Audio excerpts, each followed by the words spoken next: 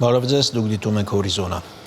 Պետբյուջեից 13 միլիարդ 800 միլիոն դրամի վերաբաշխում կարվի։ Այս գումարը կուղղվի հանրապետության ճանապարհների, կամուրջների կառուցման եւ նորոգման աշխատանքներին ու արդեն ավարտված ծրագրերը ֆինանսավորելուն։ Որոշումը ընդունվել է կառավարության այսօրվա նիստում։ Միջպետական նշանակության է 16.1 կիլոմետր, հանրապետական նշանակության 25 կիլոմետր, մարզային նշանակության 16.9 կիլոմետր, նախատեսված է հիմնանորոգել 2 կամուրջ, պիտի ասեմ նաև, որ չզեկուցվող հարցերի փաթեթով 2.3 միլիարդ դրամի ուրեմն վերաբաշխում են կատարել, դա էլ ուղղվել է ամբողջությամբ միջին նորոգման աշխատանքները ֆինանսավորելուն։ Չարենցավան համայնքի բջջի բնակավայրի հանրապետական նշանության ամրոց պատմության եւ մշակութային շարժ հուսարձան տանող ճանապարհի նորոգում։ Աշխատանքները նախատեսվում է մեկնարկել եւ ավարտել այս տարի եւ սրանով ըստ էության մենք կամբողջացնենք բջջի զբոսաշրջային կլաստերում մեր կապիտալ ներդրումները այս փուլում, պիտի գոհնակությամբ ընդգծեմ, որ բջջի եկեղեցու վնասված պատը արդեն հիմնանորոգված, այսինքն վերականգնված է, տվյալ դեպքում հիմնանորոգում ասելը սխալ կլինի, նաև մենք լուծեցինք մի շատ կարևոր խնդիր, հիշում եք, այս նիստերի դահլիճում ես խոսել եմ դրա մասին, որ բջջի ամրոցը, որը մեր պատմամշակութային հիշարժան հուշարձաններից մեկն է, այնտեղ ինչ իրավիճակ ունեինք, մեր սիրելի մի քանի բջջեցիներ, ոչ իրենց մեղքով բնականաբար, այդտեղ դիմացը տներ էին կառուցել եւ նաեւ ընկույզի ծառեր տնկել, որը ամբողջությամբ պահպանված պարիսպները փակում էր արտաքին տեսադաշտից։ Մենք ինչ որոշման գնացինք, գերակաշահի մասին որոշում կայացրեցինք, իհարկե հեշտ չէր մեր բնակիչների հետ քննարկումները եւ բանակցությունները, բայց այնուամենայնիվ ես ուզում եմ նրանց շնորհակալություն հայտնեմ,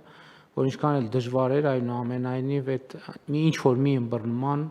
եկանք, չգիտեմ էլ արդյունքում նրանք ինչքանով գոհ մնացին մեզնից, ինչքանով դժգոհ մնացին, բայց խնդիրն այն է, որ հուշարձանը պետք էր բացել, որովհետեւ դա ըստ էության պետական ժողովրդական կապիտալ է, ժողովրդական հարստություն է եւ չէր կարելի դա ուղղակի ամենայն հարգանքով ընկույզի ծառերի հետևում թաքցնել։ Հաջորդը մենք հիմա տեղադրել ենք լուսավորության համակարգ, որով լուսավորում ենք բջջի ամրոցի պարիսպները եւ երեկոյան ժամերին այդ պարիսպները տեսանելի են բավականին հեռվից։ Հաջորդը ինչա, այսինքն դրանից առաջ մենք արել ենք եւ այս խոսակցությունը այդ առիթով սկսվեց։ Մենք Հրազդան բջջի ավտոճանապարհն էինք հիմնանորոգել, որը էլի Հայաստանի բացահայտման մի շատ կարևոր գործիք է։ Ես օրինակ նախկինում երբեք միջև այդ ճանապարհի հիմնանորոգումը այդ ճանապարհով չէի անցել, բայց երբ անցա, համոզվեցի, որ զբոսաշրջային հսկայական պոտենցիալով մի նոր տարածք ենք բացել եւ բացահայտել։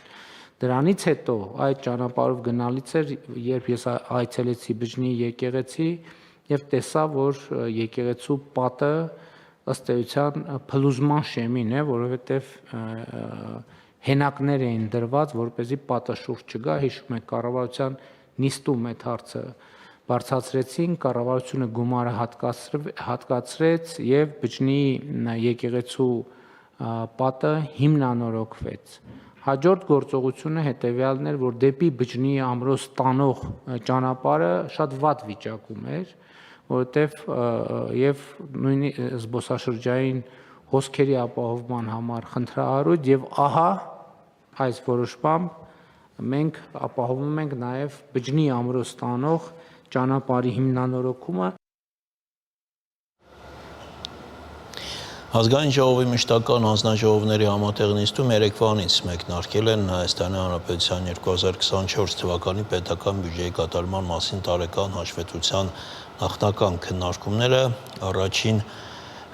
առաջինին ներկա եղել նաև Հայաստանի վարչապետը, Փաշինյանը խոսել է բյուջետային փաստաթղթի բովանդակային եւ թվային ցուցանիշներից։ Նիկոլ Փաշինյանը 13-րդ անգամ է ազգային ժողովում մասնակցում պետական բյուջեի կատարման հաշվետվության քննարկումներին, 6 անգամ որպես падգամավոր եւ արդեն 7-րդ անգամ որպես Հայաստանի Հանրապետության վարչապետ է մասնակցում։ Ընդգծում է, պետական բյուջեն ոչ այնքան հաշվապահություն կամ թվաբանություն է, որքան բովանդակություն։ 2024 թվականի պետական բյուջեի եկամուտները կազմել են 2 տրիլիոն 579 միլիարդ 200 միլիոն դրամ։ Սա նշանակում է, որ մենք բոլորս մեր աշխատանքով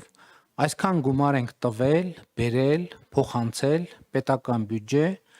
որը մեր երկրի ընտանեկան բյուջեն է։ Այս թիվը արտահայտում է մեր բոլորի աշխատանքի արդյունքը։ Վարչապետ, կառավարություն, ազգային ժողով, կառավարությանը ենթակա մարմիններ,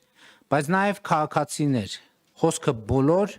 առանց բացառության բոլոր քաղաքացիների մասին է։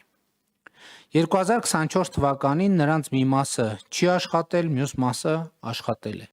Աշխատավարձերով ապահոված աշխատատեղերի նոր պատմական ռեկորդ է գրանցվել այս տարվա ապրիլին, հայտարարում է Նիկոլ Փաշինյանը դարձյալ թվեր ներկայացնելով։ Նշված ժամանակահատվածում այդ թիվը 783.547 է եղել, որը 2018 թվականի ապրիլի նկատմամբ ավելի է 44.7%-ով։ Միջին աշխատավարձն էլ 2025 թվականի ապրիլին եղել է 304.992 դրամ, 2018 թվականի համեմատ աճելով 130.000 դրամով։ Իսկ նույն ժամանակահատվածում գնաճը կազմել է 25%։ Այս թիվը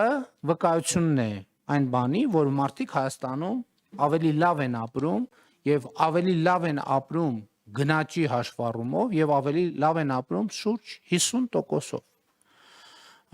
Այսինքն իրենց ապրածի կեսի չափով, եթե պատկերավոր նկարագրենք, ավելի լավ են ապրում։ Սա իհարկե չի նշանակում, որ մարդիկ Հայաստանում գոհ են իրենց կյանքից։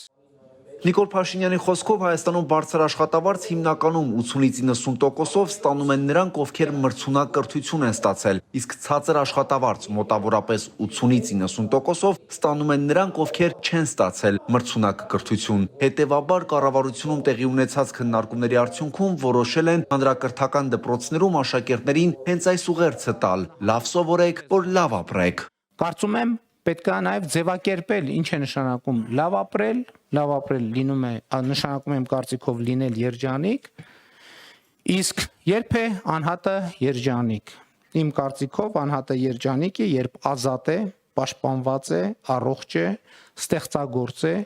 ունի սոցիալական միջավայր, սիրված աշխատանք, որի վաստակով հասանելիություն առողջ սննդին, առողջ ապրելակերպին, անհրաժեշտ կենցաղային պայմանների, պարբերաբար ճամփորդում է, սիրված է, հարգված է, հաղորդակից է հոգևոր կյանքին եւ կամ մշակույթին։ Այս մասին վարչապետը խոսում է պետական բյուջեի կատարման հաշվետվության քննարկումների ժամանակ, քանի որ կարծում է երջանկությունը պետական բյուջեի ծախսային ուղղությունը եւ ծախսային հոդվածների որոշակի տրամաբանությունը։ Նիկոլ Փաշինյանի խոսքով մարդը երջանիկ է, երբ ազատ է, իսկ ազատությունն ըստ նրա նշանակում է ժողովրդավարություն, օրենքի գերակայություն, իրավունքի պաշտպանություն, որոնք բոլորն էլ այս կամ այն չափով արտահայտված են Հայաստանի Հանրապետության պետական բյուջեում եւ ենթադրում են ծախսեր։ Պետական բյուջեն ամենուր է։ Ցանկացած քաղաքացի, երբ որ վարակույրը այսպես հետ քաշի եւ պատուհանից նայի, ինքը տեսնում է պատուհանից պետական բյուջեի ծախսային հոդված, պետական բյուջեի ծախս կամ պետական բյուջեի ծախսի բացակայություն։ Չկա ուրիշ, պարզապես ուրիշ որևէ տարբերակ։ Ցանկացած քաղաքացի, երբ որ իր տան պատուհան, երբ որ փողոցում քայլում է, ուղիղ է նայում, աջ է նայում, ձախ է նայում, հետ է նայում, ինքը տեսնում է Հայաստանի Հանրապետության պետական բյուջեի ծախսային հոդված կամ ծախսային հոդվածի բացակայություն, կամ ծախսային հոդվածի անբավարարություն, կամ ծախսային արդյունավետ ծախս, կամ անարդյունավետ ծախս։ Այսինքն մենք ուր նայում ենք, տեսնում ենք պետական բյուջեի արտահայտություն։ Երջանիկ լինելու համար ըստ կառավարության ղեկավարի պետք է նաև լինել պաշտպանված, որն էլ իր հերթին Փաշինյանի խոսքով նշանակում է ունենալ ոստիկանություն, դատական համակարգ, արդյունավետ ազգային անվտանգության ծառայություն, պաշտպանունակ բանակ, ամուր դիվանագիտություն, որակյալ օրենսդրություն եւ այսպես շարունակ։ Երջանիկ լինելու համար վարչապետն առանձնացնում է նաև առողջ ու ստեղծագործ լինելը, սոցիալական միջավայր ունենալն ու ճամփորդելը։ Հարգելի գործընկերներ, հասկանում եք, Հայաստանի Հանրապետությունում 2025 թվականին հնարավոր է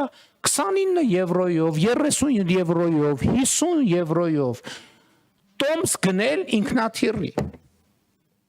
Հասկանում եք։ 2016 թվին հնարավոր էր Հայաստանում։ Մի հատ խնդրում եմ եկեք գնանք մի հատ տոմսերի գները հանենք, տենանք ինչ է տեղի ունեցել։ Նիկոլ Փաշինյանը հիշում է, թե ինչպես էր ինքն էլ ժամանակին բյուջեին տարբեր անուններ տալիս՝ ճգնաժամի, ետճգնաժամի, կոնսերվատիվ, հուսահատության, զարգացման, բայց հիմա կարծում է, որ տարբերակումները պետք է հանել, որովհետև ըստ նրա Հայաստանի Հանրապետությունում պետք է լինի երջանկության բյուջե, այսինքն բյուջեները պետք է ուղղված լինեն նրան, թե ինչ է պետք Հայաստանի Հանրապետությանը եւ նրա քաղաքացիներին երջանիկ լինելու համար։ Մարդու անհատական բարեկեցությունը կախված է ոչ այնքան նրանից, թե ինքը ինչքան փող է ծախսում իր ընտանիքի համար, շատ ավելի կախված է նրանից, թե պետական եւ համայնքային բյուջեն ինչքան փող է ծախսում իր այդ նույն մարդկանց ընտանիքի եւ անհատի բարեկեցության համար։ Հայաստանի Հանրապետության պետական բյուջեն մեր բոլորի հավաքական, բայց նաև մեզնից յուրաքանչյուրի ընտանեկան բյուջեն է, եւս մեկ անգամ ընդգծում է վարչապետը եւ հայտարարում, հարկ վճարելու նկատմամբ մեր վերաբերմունքը պետք է փոխվի։ Վահագն Հակոբյան, Հորիզոն։ Տեղի ունեցել Հայաստանի եւ Ադրբեջանի անհայտ կորածների արծերով զբաղվող հանձնաժողովների ներկայացուցիչների հանդիպում կողմերը անդրադարձել են հակամարտության ընթացքում անհայտ կորած անձանց ճակատագրի պարզաբանմանն առնչվող հումանիտար հարցերին, դիտարկվել են տեղեկատվության փոխանակման, ինչպես նաև որոնողական աշխատանքների կազմակերպման եւ համակարգման հնարավորությունները։ Կողմերը նշել են հումանիտար ոլորտում երկխոսության կարևորությունը, վերահաստատել իրենց պատրաստակամությունը շարունակելու շփումները ի շահ անհայտ կորած անձանց ընտանիքների, ասված է հաղորդագրության մեջ։